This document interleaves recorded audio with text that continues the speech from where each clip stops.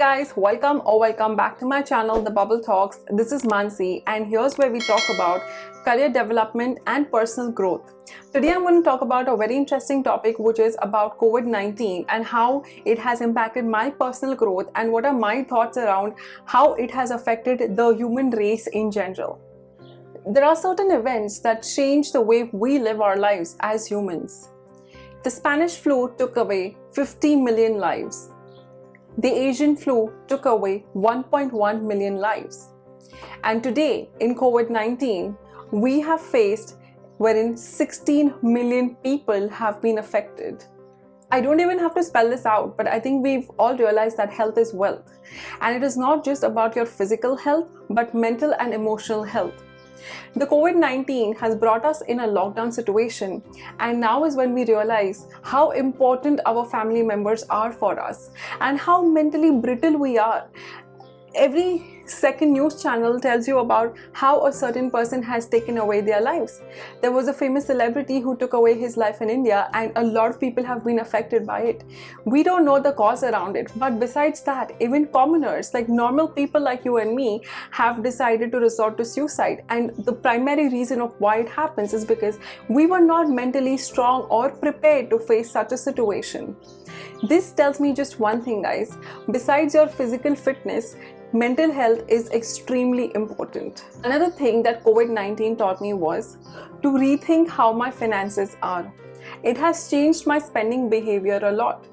For example, earlier I used to go to a grocery store and just buy random things. Not just for groceries, but if I walk into a mall, there was a sudden urge of doing shopping and buying expensive products. Now is when I think and I ask myself, do I really need this or I want this? The differentiation between need versus want has been distinguished very clearly, especially when it comes to financial habits. If we as modern people don't understand what the concept of urban poor is, who else will understand it better than us? We all have credit cards, right?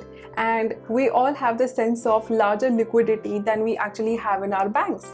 This brings you into a mental cycle of thinking that you can afford more things than you're actually able to have. It will lead you to a concept called as urban poor, wherein you are spending more than what you're supposed to with the use of something called as a credit card. It leads you into these cyclic urges of spending your money because you're spending it, swiping your card, either turning it into an EMI or thinking that it's okay, by the next salary I will be able to go ahead and repay it. But what if you've just lost your job? How are you going to go ahead and meet your monthly expenses and go ahead and pay your credit card bills? It brings me to a very important thought that a penny saved is a penny earned. COVID-19 not only taught me to save money, but also think of it in a futuristic sense.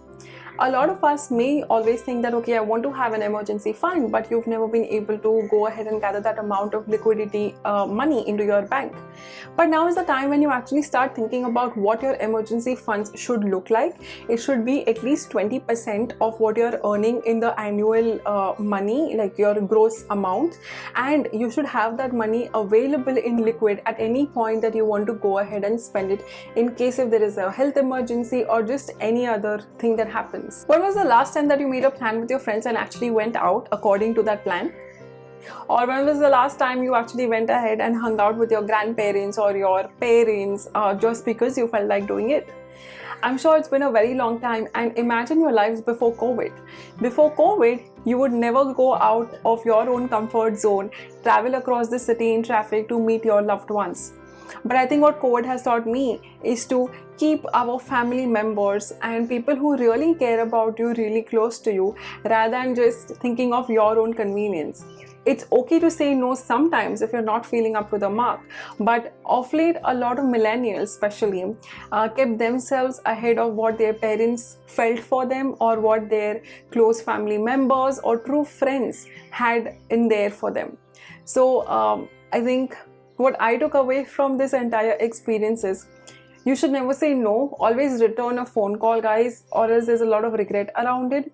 Try to go ahead and stick to the plans because there's somebody actually waiting there for you. Around us, I think there is such a false pursuit of happiness that is created by parents, social norms, just the way we brought up, right? Because everybody tells you that you should go for your higher education, you should go for your MBA, that's like a privilege. Then you should go and get a job in a Fortune 500 company. But what if that is not actually your dream, or that is not something that you aspire to do? What about that? These are all false premises of thinking that if you do A, B, and C, that's what is going to bring you happiness.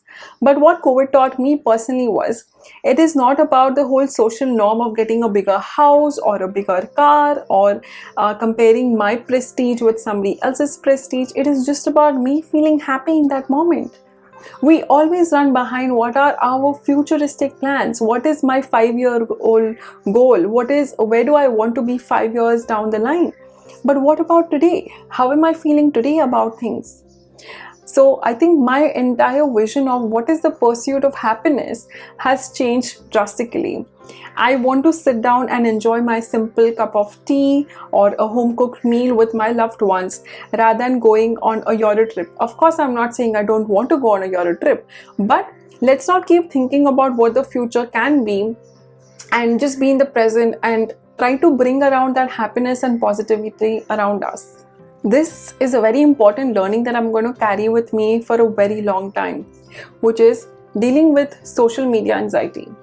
Before I became a digital creator, I would go ahead and just believe everything that every second person is posting on their Instagrams, and I would go and compare their lives with my lives and crib about it, like, okay, this person has X number of cars, or they're going out on a vacation, or just anything, basically just a comparison mode, and get into this whole social media anxiety feeling.